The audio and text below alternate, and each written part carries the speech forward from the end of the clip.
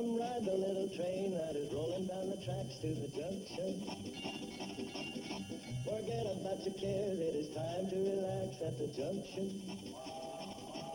Lots of curves, you bet, and even more when you get to the junction. Petticoat Junction. There's a little hotel called a Shady Rest at the junction. Petticoat Junction. It is run by Joe. Come and be his guest at the junction. Petticoat Junction. Here's our lady M.D. She's as pretty as can be at the junction. Petticoat Junction.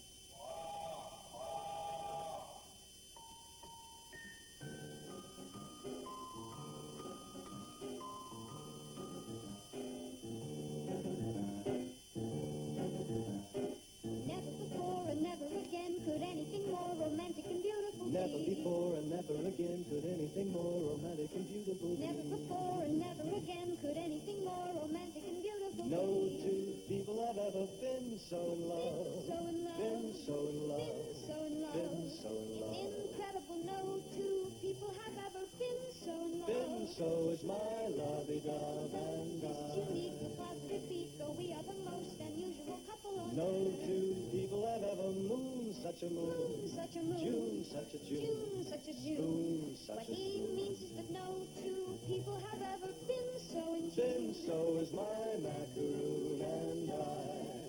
And when we kiss, And when we kiss, oh, when we kiss, it's like this. well, it's hysterical, it's historical.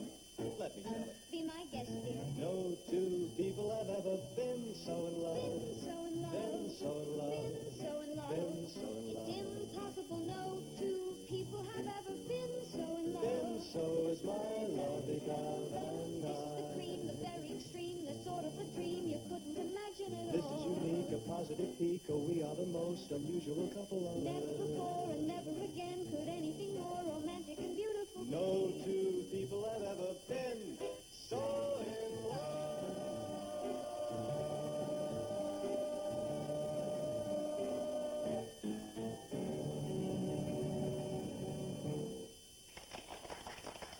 That's terrific.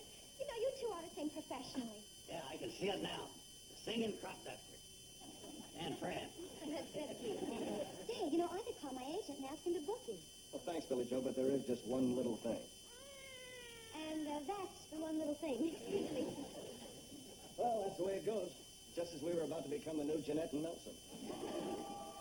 Listen, the cannonball. I wonder if Janet's on it. What do you think? Wendell must be using up all his pressure. Let's not just stand here. Let's go and greet her. Oh, yeah. She'll be great to have a bad Hi, Janet. Hold it, everybody. Say, Doc, the day after you left, I cut my finger whittling. Is that healing all right? Oh, Uncle Joe, she just barely arrived. I'm just showing you that I'm loyal and didn't run off to another doc. They might have charged you. Yeah, that might have. Well, that was only part of it. It's healing beautifully, and you look fine. In fact, you all look just fine. Thanks. Oh, thanks, Steve. Oh, don't mention it. How's that adorable baby? Well, last I heard, she was in great voice. Can't wait to see her. Let's go to the hotel. Hey. You coming too, Wendell? Might as well. I can't go anyplace anyhow. I used up all the steam on that whistle. Nothing wrong, Janet. Oh, my. You know there isn't any place that's as homely and comfortable as this. Measured right after them New York hotels, huh? Measures right up there, Joe. Hi, Janet. Welcome back. Thank you. Oh, golly, Kathy George just dropped off to sleep. Well, then I'll see her in the morning. Doing well, is she? Beautifully. Okay, everybody, come on. So glad you're home, dear Janet. So glad you're home. We miss you all the while. So glad you're home, dear Janet. So glad you're home. We don't have any more words.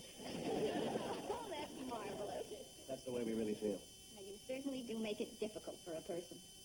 What do you mean? I don't know how to tell you this, but I'm going to be leaving. Leaving? No. You can't leave. We need you here. You're part of the family. Yeah. You're just getting going. You built up a pretty good route. Well, Joe, it ain't like she was delivering papers. Well, she understands. Point is, she started a good doctoring business here, and it'll improve. Why, I was just waiting until you got back to get sick. Oh, well, thank you all. I'm thank you, Wendell, but I'm afraid my mind is made up. Now, this isn't just a spur-of-the-moment decision. I've been offered the opportunity to work with one of the world's greatest neurologists, Dr. Pope. Now, that was going to be my specialty before I elected to go into general practice. And I thought it was all behind me, but this sort of a thing just happens to be the chance of a lifetime. So you're thinking it over, huh? Uncle Joe, I'm just giving her an out. I'm sure you must know how difficult a decision this was to make. I hope you understand. Of course. Yeah. Okay, you can go.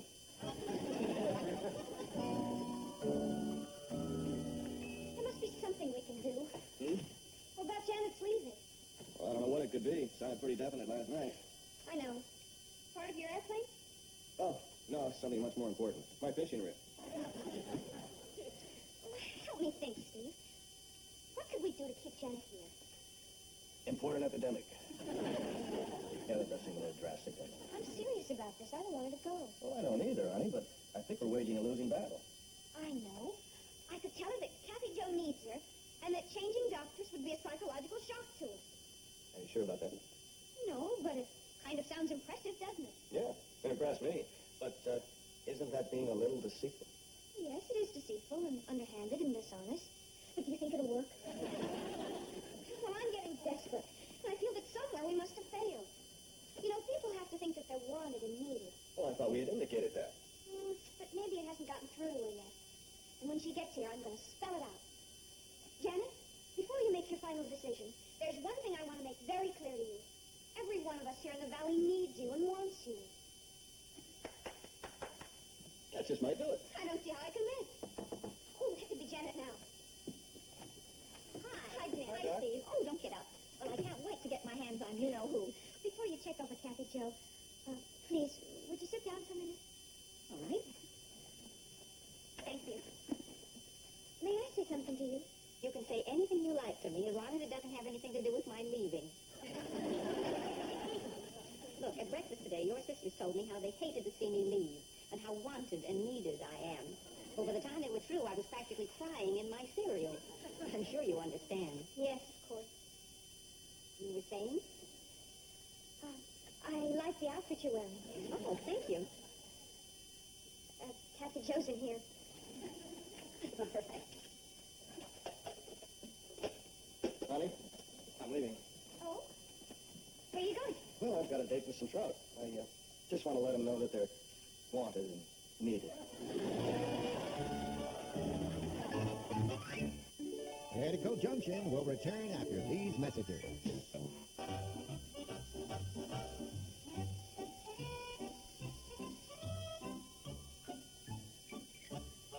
What's the matter? Wait a minute. This may be it. This may be what was wrong with my putting grip. Oh, for crying out loud. Don't talk when a man's putting.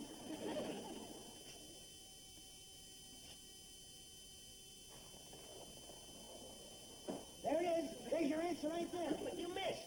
Yeah, but this time I missed a lot closer. Oh, boy. Sam, I owe it all to you. If it hadn't been for that peculiar little hollow back of your right ear there, which calls for the overlapping grip, I never would have come up with it. Well, speaking on behalf of my ear, we're delighted. Now, will you get back and finish the job? Sam, you don't understand. This is very important. We're moving into the age of leisure. Look, in this article over here, it tells all about it. With automation, we're going to have a lot more time on our hands. We've got to figure out what to do, like reading and sports and romance. Romance? Well, you can strike that. But the point is, there's a knack of being idle, and you got to prepare for it. Hi, fellas. Speaking of being prepared, here's the king. He's been in training for 40 years. What are you talking about? This article here, the age of leisure and how to prepare for it. Oh, well, that's not for me. Drive me batty sitting around with nothing to do. What's the matter? Well, before the lightning strikes, I don't want to be too close to you. Hey, that's pretty good. You get it, Joe? You said it could drive you batty sitting around with nothing to do, and Bert said, he said... Oh, forget about it. This ain't no time for laughing. We've got a problem. Now, Craig's moving back to the city. Moving back? Oh, yeah, I would have mentioned it, but Bert got me sidetracked with that stupid golf gadget. What you moving back for? Oh, I don't know. It's something about a better offer, chance of a lifetime. You know women, they don't need much of a reason to do something. Chance of a lifetime? That's some inducement. Yeah, but we need her here. She's become part of the valley. That's true, Joe. She fits in real well. That should be real hard to replace. Hi, everybody. Oh, Joe, I'm glad you're here. I'm going to need your help. What is it, Wendell? Ted Thorson, the ranger. I have him on the cannonball, and I'm taking him to the Shady Rest to see Dr. Craig. What's wrong? He had a fall on Mount Grundy, injured his ankle. Come on, Joe. He'll need a hand getting up to the Shady Rest. Okay. Cancel my appointment, will you, Bert? Right. No checkers today. Hey, this could work out all right. What do you mean? This ranger is a pretty good-looking fella, ain't he? Well, if you like the big outdoors type, personally. Well, I'm not thinking about you. What if Doc Craig should kind of fall for him? Huh? Oh, no. Docs can't fall for their patients. That's not allowed. They got to be impersonal. It's all spelled out in that hypocritical oath. Hey, girl. These are my nieces, Billy Joe and Bobby Joe. This is Ted Thorson. Hi, nice to meet you. Ted is the forest ranger at the Mount Grundy station. Yeah, you heard his ankle. Is Doc Craig here? Oh, yes, she's here. She. What didn't I mention? Doc Craig is a lady. No, you didn't. Look, maybe I better go into Pixley and see Doc Stewart. Oh, we recommend Dr. Craig highly. She's very good. Anyway, Doc Stewart's semi-retired. You can't do better than Doc Craig. Doesn't look like I've got much chance of even trying. I know what you're thinking. First, I didn't go for a lady pill peddler. So if you don't want to, what's the matter? Oh, Bobby Joe, would you get me some boxes? This packing up is quite a chore. Oh, hello. Hi. This is Dr. Craig. Yeah. I mean, hello there. Well, hello. He hurt his ankle. He wants us to take him over to Doc Stewart's. Well, I mean, I wouldn't think of putting you out. That is, I'm sure Dr. Craig is very capable. Well, thank you. You should come inside. Let me take a look at you. Yes, ma'am. Doctor.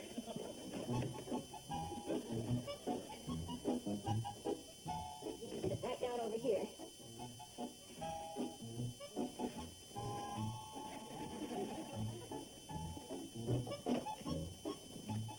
What's your name? Ted Thorson, Your address? Mount Grundy Ranger Station, Hooterville County, Age? 37. Okay, 41. Married? Are you? I beg pardon? This seems to be one-sided. You get to ask all the questions. Well, that's the way it's supposed to be. After all, you are the patient, you know. And you're the doctor. And that gives me the right to ask questions. After all, I am in your hands. Okay, I'm single. Anything else? Nothing important. Oh, yeah. Where'd you go to school? Why? Well, I'd like to know what kind of grade you got. I mean, if I'm to be treated, I'd like to have a doctor that got A's. How do I know? Maybe you flunked ankles. No, you didn't. Over there, please. I'll take a look at you.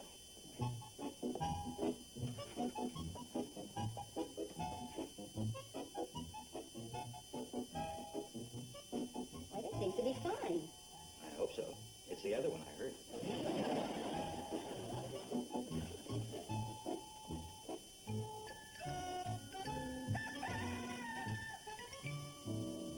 So then she took him into Pixley for his x-rays and then brought him back here. He's staying up in room number 8. Well, that sounds encouraging. Oh, I'll say. Of course, with doctors, you don't know. It could be strictly a professional interest. Yeah, I hope so. Oh, hi, Betty Jo. Hi, this is for our new patient. Eggs, sausage, flapjacks, grapefruit, orange juice, muffins? Well, we want him to stay. You can't say we're not doing our part. We sure can. Good morning, Billy Joe. Oh, is that for Ted, our patient? That's right. Well, why don't I take it up to him? Oh, no, that's okay. I don't mind. Oh, but I want to. I mean, I might as well. I have to take a temperature anyway. Oh, well, in that case.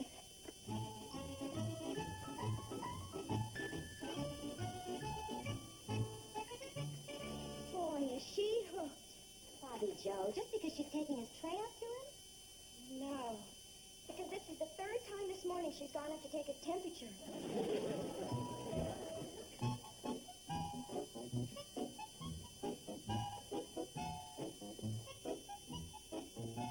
Ted, it's your move. Huh? It's your move. Oh, yeah.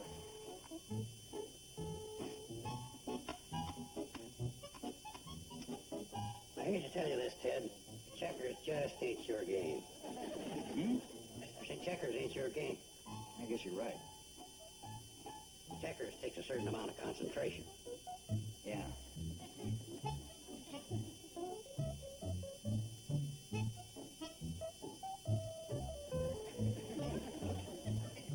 Play another game? Sure. Go ahead, shuffle a deck.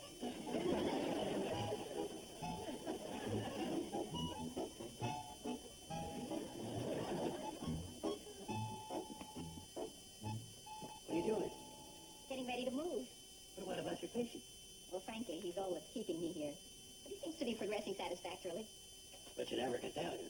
Well, that's why I'm waiting for the x-rays. They should come today, and if, as I anticipate, they show no complications, then I'll be on my way.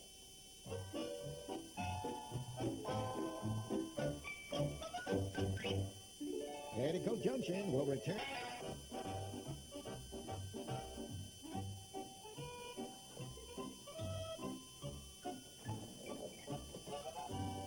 Dunk another one. How am I doing? Okay, I guess. Okay, I guess. That's 7 for me and none for you. Give me that club. You can't play here anymore. This club is closed to all, except certain people. What certain people? Me, guys I can beat. Oh, boy, what a sore loser. No, Joe, stop it. You can't do that. Joe, wait! No, Joe! Joe, you give that to me, Joe! What's going on here? There's a fight going outside. He's got classified information and he's not supposed to look at it. Joe, What is it?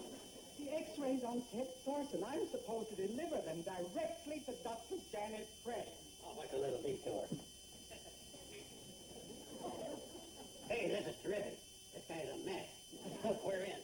Now you'll have to stay here to take care of him. Uh-oh. What's the matter? Well, if he's a mess, this sure don't show it. It's from the lab to Dr. Craig. It says everything's just fine. There's no break at all, not even a hairline. Hey, Sam, loan me your marking pencil. What for? Drawing a couple of cracks. Who's to know besides us? Joe, she's a doctor. She went to medical school. Yeah, and there's a reasonably good chance they taught her how to tell the difference between a real break and one made with a marking pencil that you used to put prices on cans. Yeah, but without x-rays to prove he's injured, she'll let Ted go and that'll blow our chances of keeping him here. Wait a minute. Why does she have to see that x-ray? Remember the accident my Uncle Fred had in the park and he collected the insurance? Well, I still got his x-ray on that. That's terrific. Pick it up, Bert, and we'll have Wendell take that one over to her. Oh, I don't know. It sounds sort of underhanded. I'm not sure if I can. Well, forget it. We'll let Sam take it over. You located, Bert? It's here somewhere. Because years ago, I promised Mother I'd never practice anything deceit. You know, this was a very historic case. Made old Irv Simpson stop selling insurance. Tell you how it happened. My Uncle Fred took out a policy in June. By golly, he had the accident on the 4th of July. Lucky old Fred. It isn't that I don't want Janet Craig to stay here, but I question these methods. Here, let's look at it. Oh, isn't that a beaut? I can't tell a thing from that. Ain't either. Well, he collected $300 on it. That's good enough for me. Come on, let's go. We'll show you, kid. Are you coming? Of course. It's my Uncle's x-ray, isn't it? I guess by now I've just got so in the habit of being honest that even if I wanted to, I couldn't. I just... Oh, no!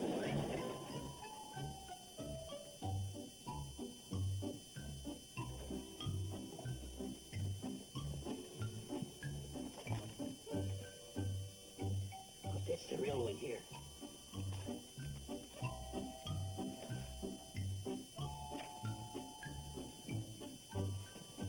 Now let me handle this. Ted? Hello, Doc. Hi, Ted. Doc? Hello, Delta. She still claims she's leaving. Don't be too sure. Take a reading on that, Doc. Oh, thank you. This is your x-ray. Pretty bad, huh, Doc? Bert and I looked at it, and even with our layman's eye, we could see it was loaded with fractures. Right, Bert? Yeah, fractures all over the place. This does show quite a bit of damage.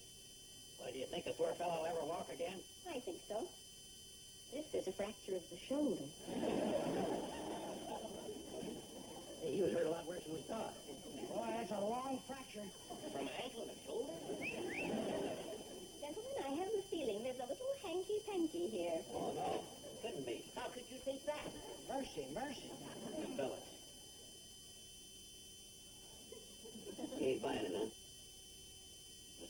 off, you and your cockamamie x-ray. You don't know a shoulder from an ankle. Can I help it if my Uncle Fred takes a bad picture? Where is the real X-ray? It's out there. Says everything's fine. Ah, that's what I thought. Well, don't be too hard on us, Janet, especially Joe. We just cooked this up hoping to keep you with us. Oh, thank you. I'm very flattered, but I have a commitment, and as long as my patient can be dismissed, I'm afraid I'll have to go. Well, all I can say is you're sure fouling up my plan. Pardon? I was all set to wreck the other ankle next week. You're sweet. Well, I guess this is it. I just want to say that this has been the happiest time of my life, meeting you and knowing you. I guess I better check my office once more just to make sure I haven't forgotten something. I don't think so. Oh, hi, folks. I'm sorry we're late. I was hoping everybody would be here. Isn't it a wonderful day? Wonderful. How can you say that? What's the matter with you guys? This is the morning Doc Craig leaves. And there's not a thing we can do about it. We've tried everything. Are you sure? Everything? What are you two getting at? Hi. I was afraid you weren't going to make it. We just got in. In from where? From Riverdale. Oh, Janet knows all about it. She sent us there. Well, here. Here's the report.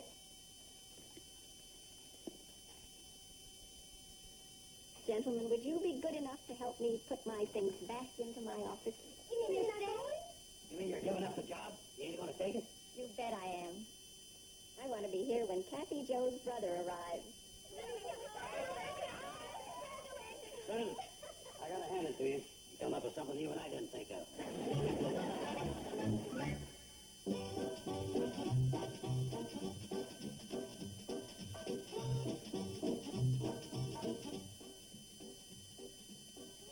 This Sunday, bring in the holiday season in classic style when TV Land's Museum of Television and Radio Showcase presents the vintage 1963 Judy Garland Christmas Special with Mel Torme, Jack Jones, and a very young Liza Minnelli.